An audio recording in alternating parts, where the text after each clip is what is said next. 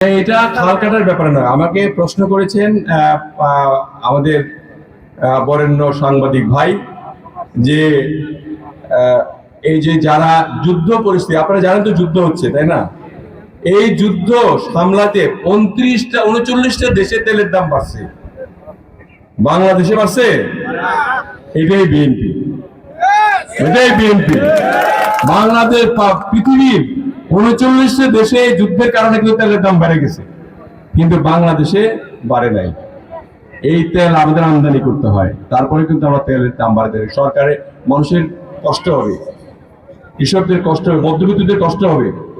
আমরা বিদ্যুতের দাম বাড়াবো না, তেলের দামও বাড়াবো না।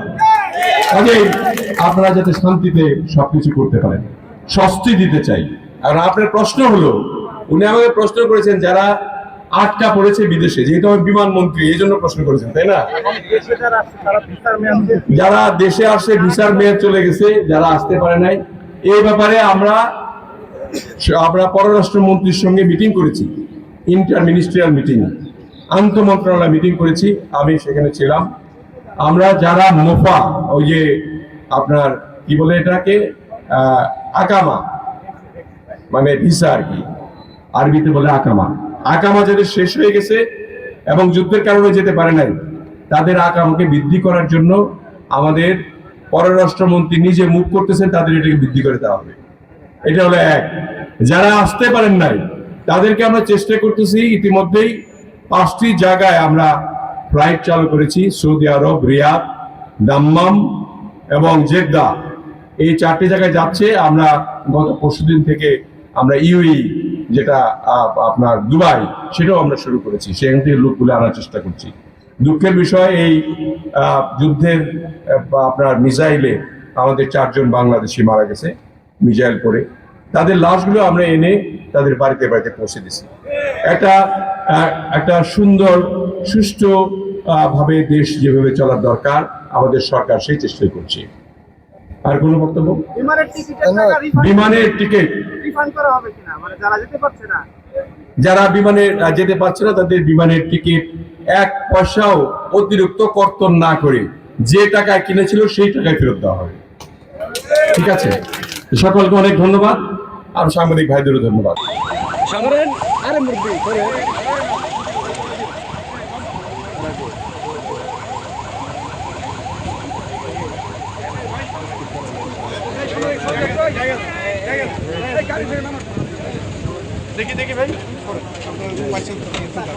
ইতিমধ্যে আমরা দেখতে পাচ্ছি আমাদের সম্মানিত প্রধান অতিথি গণপ্রজাতন্ত্রী বাংলাদেশ সরকারের মাননীয়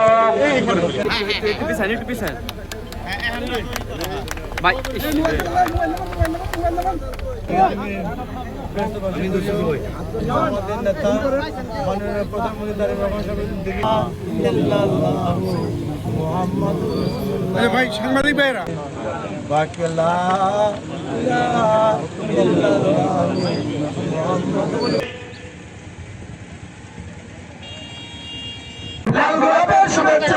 সাহেবের পক্ষ থেকে লাল গোলাপের শুভেচ্ছা, ইসলামপুরের পক্ষ থেকে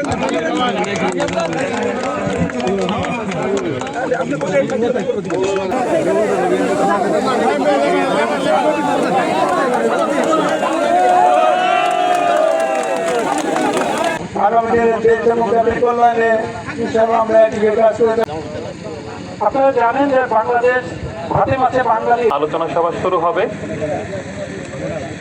কোরআন তেলাওয়াত শুরু। দিনাজপুর জেলার কাহারোল উপজেলায় খান খননের মাধ্যমে যে এই যে যারা যুদ্ধ পরিস্থিতি, আপনারা জানেন তো যুদ্ধ, বাংলাদেশ সরকারের মাননীয় প্রতিমন্ত্রী কর্মসূচির মধ্যে এবং নির্বাচনী ইশতেহারের মধ্যে আমাদের দলের পক্ষ নির্বাচিত জাতীয় সংসদ সদস্য অনেক আগে থেকেই এই দেশকে নিয়ে নতুন করে স্বপ্ন দেখেছেন, নতুন করে পরিকল্পনা তৈরি করেছেন। দশানী নদী জিয়া খাল আজকে উদ্বোধন অনুষ্ঠানে, আজকের এই অনুষ্ঠানের সভাপতি জেলা প্রশাসক জামালপুর।